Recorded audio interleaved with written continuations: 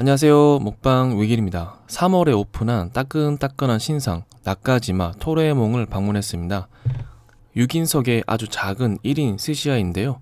오픈 안정화가 필요 없을 정도로 정돈되어 있었고 안정적인 코스를 맛보고 왔습니다.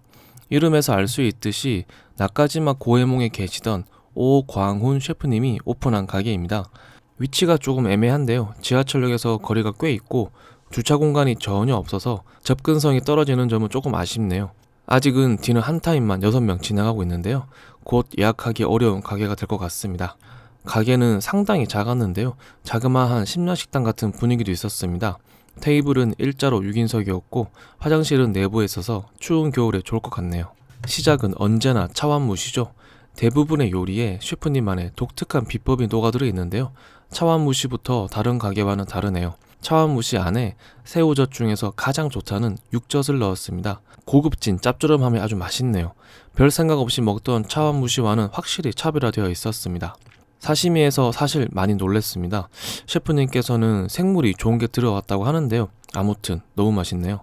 광어는 사실 별로 좋아하는 생선은 아닌데요. 미친 감칠맛이 터집니다. 쫄깃하면서 서걱거리는 식감이 예술이네요. 질긴 식감은 전혀 없어서 숙성이 너무 잘 된 것 같습니다. 4일 숙성했다는 잿방어도 기름진 맛이 상당하네요. 한겨울에 먹는 방어의 기름과는 또 다른 기름 맛이네요. 서걱거리는 듯한 식감도 너무 좋았습니다. 나까지마 고해몽이 스이모노를 잘하는 걸로 유명한데요. 나까지마 토라에몽 스이모노도 완전 미쳤습니다. 동죽을 넣어서 주셨는데요. 감칠맛이 정말 너무 좋네요. 아직 술 마신지 얼마 되지도 않았는데 해장되는 것 같습니다. 특히 안에 있는 물을 씹을 때 터지는 듯 쫙 하고 뿜어져 나오는 육즙이 너무 좋았습니다. 전복 내장으로 만든 리조또 위에 전복을 올리고 치즈를 뿌려서 주셨습니다. 왠지 양식 같은 느낌인데요. 리조또라고 부르기에는 쌀이 너무 부드러워서 아쉽네요. 전복 내장밥이라고 하면 괜찮을 것 같은데 리조또라고 부르기에는 쌀의 식감이 조금 아쉽습니다. 진득한 전복 내장 맛도 좋고 부들부들한 전복도 좋아서 색다르고 맛있게 잘 먹었습니다. 안키모는 간장 양념에 시치미를 넣고 졸여서 나왔습니다. 부드럽고 기름지면서 따뜻한 온도감이 좋았고요. 시치미 덕분인지 왠지 다른 곳보다는 좀 더 맛있는 것 같습니다. 꾸덕한 녹진함도 좋았고 맛있네요. 언제나 맛있는 금태도 나왔습니다. 숟가락을 살짝 넣자마자 기름이 쭉 하고 흘러내리네요. 밥에 비벼서 먹으면 되는데요. 김도 조금 요청해서 김에도 싸 먹었습니다. 아는 사람은 다 아는 바로 그 맛이죠. 또 먹고 싶네요. 스시의 시작은 광어입니다. 샤리가 아주 맛있는데요. 살짝 달달한 맛이 나는 것 같습니다. 설탕은 안 넣었다고 하는데 신기하네요. 온도감도 따뜻해서 전체적으로 스시가 다 맛있었습니다. 시작부터 맛있네요. 아까미는 집게 없이 나왔습니다. 스페인산 냉동이라고 하는데 해동이 아주 잘 되어서 쫀득한 식감이 제대로 살아 있습니다. 산미도 좋았고 살짝 달근한 맛까지 너무 좋네요. 참치도 맛있었습니다. 꽃게를 넣은 미소 시루가 나왔는데요. 와, 이 정도면 정말 국물 요리에는 탁월하신 것 같습니다. 꽃게를 한번 끓였다가 숙성했다고 하는데 꽃게의 감칠맛이 아주 풍부하게 녹아들어 있네요. 된장도 붉은 된장을 사용해서 맛이 상당히 깊었습니다. 위에 시치미를 상당히 많이 올렸는데요. 간도 꽤 강하고 맛있네요. 한 그릇 더 먹고 싶었습니다. 색깔 어떡해? 찐득하면서 쫀득한 무늬 오징어입니다. 샤리는 점점 더 맛있어지는데요. 무늬 오징어 스시 먹을 때 가장 맛있었습니다. 상큼한 유자 제스트도 잘 어울리네요. 스시로 만나기 조금 어려운 농어가 나왔습니다. 사실 농어는 감칠맛이 조금 부족한 느낌인데요. 담백하면서 고소한 맛을 잘 살렸네요. 숙성이 잘 되어서 식감도 좋았고 생각보다 괜찮았습니다. 모든 스시야에서 시마지가 나오는 시기인 것 같습니다. 언제나 비슷한 식감과 맛인데요. 스시에는 참 잘 어울리죠. 서걱거리는 식감에 적당히 올라오는 기름 맛이 좋았습니다. 사시미에서 먹었던 잿방어의 감동을 다시 한번 느낄 수 있었습니다. 참치 오도로를 먹는 듯한 착각이 들 정도로 기름기가 많았는데요. 정말 미친 잿방어였습니다. 부드럽게 부서지는 듯하고 달근한 맛이 기가 막히네요. 생선을 다져서 만든 어묵인데요. 와, 이거 진짜 엄청 맛있네요.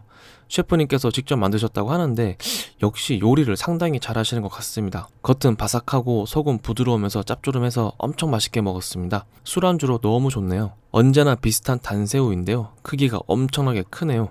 크기가 커지니까 녹진함도 2배가 되는 것 같습니다. 크기도 큰 단새우를 3개나 올려주셔서 맛있게 잘 먹었습니다. 최근에 먹었던 냉동 관자 중에서는 가장 맛있게 먹었던 관자였습니다. 물기를 완전히 제거하고 겉을 살짝 아부리해서 조금은 건조한 식감을 살렸는데요. 씹는 식감이나 풍미가 아주 좋았습니다. 물컹한 관자보다 훨씬 더 맛있게 먹었습니다. 생선 뼈로 우린 간장으로 만든 무조림이 나왔습니다. 요리를 먹을 때마다 놀라는데요. 요리 정말 잘하시네요. 나중에 심야식당 하면 무조건 가야겠습니다. 부드러우면서 짠맛은 강하지 않았고 달달한 맛도 좋아서 진짜 맛있게 먹었습니다. 이날 히카리모노는 청어 하나만 남았는데요. 이런 부분은 조금 아쉽네요. 시소를 넣었고 생강 야쿠미를 살짝 더했습니다. 시소와 생강에서 오는 복합적인 풍미와 맛이 좋았고요. 청어의 기름진 맛도 적당하네요.